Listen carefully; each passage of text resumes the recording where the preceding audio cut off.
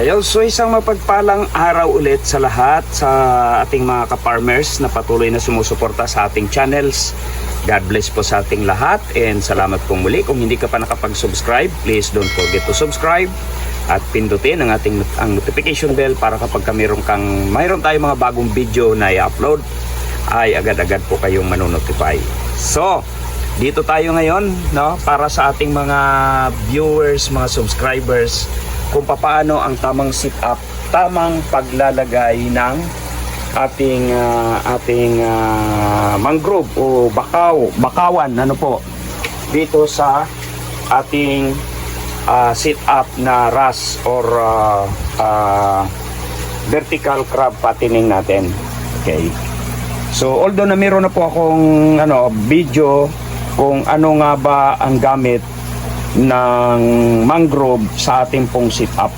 So ganito po ang tamang tamang pag-sit-up ng ating bakawan kung paano 'yan. So dito po sa may mechanical, tinatawag nating mechanical filter, ay dito po natin ilalagay yung ating bakawan. Ang bakawan ko ay mahaba na. Ayan, kakapal na yan, mapupuno na ito. Trim lang natin.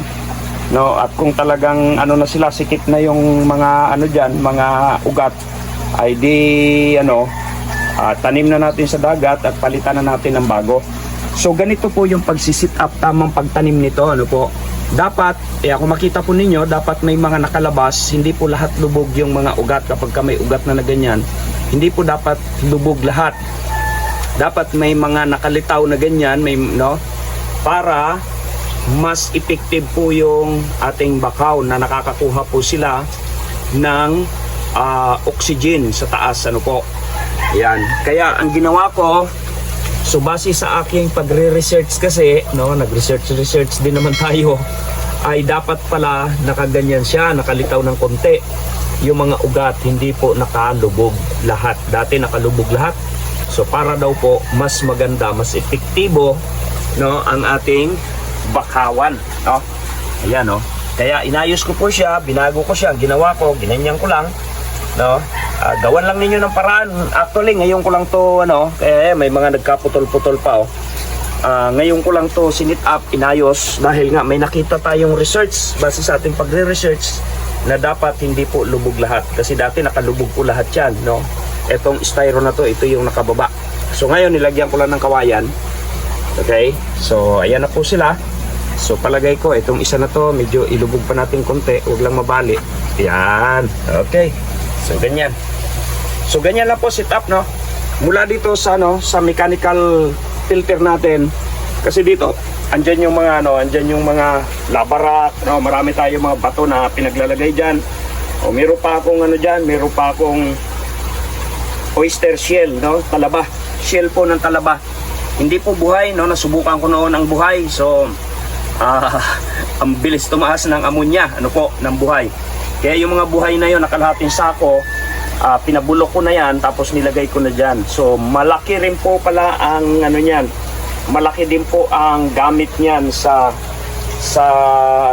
ating alimango, dahil yan pala kahit patay na, kahit shell na lang, unti-unti po siyang naglalabas ng tawag dito ng calcium, So yung calcium na yan mahahalo sa tubig, yun yung kailangan ng ating alimango para sa pagmumolt nila, para laging successful ang molting nila. Kaya ngayon nilagyan ko na po yan ngayong araw lang din, yung ating mga shell ng talaba, nandiyan na yung bakayan ng talaba. Okay, so eto, ayusin ko pa ito. Ayusin pa natin itong isa na to. Yan, ganyan lang po sit up ko dati, nakalubog lahat. Doon sa mga una kong video, kung makikita nyo, nakalubog po lahat yun. So ngayon, iaangat po natin yan. Okay, iaangat po natin na katulad nito para mas makaginhawa, mas makahinga ang ating tanim na bakawan dyan. Okay, so yun lang mga kalakwatsero, kunting kaalaman lang po ulit. Base na rin sa aking research, natutunan. Actually, dito tayo natututo sa mga actual po, and then research lang po tayo, hindi sa mga bukod sa mga kapwa nag-aalaga, And then research po tayo kung ano ang maganda at nakabubuti sa ating alaga. So, yun lang. God bless po sa ating lahat. Bye-bye!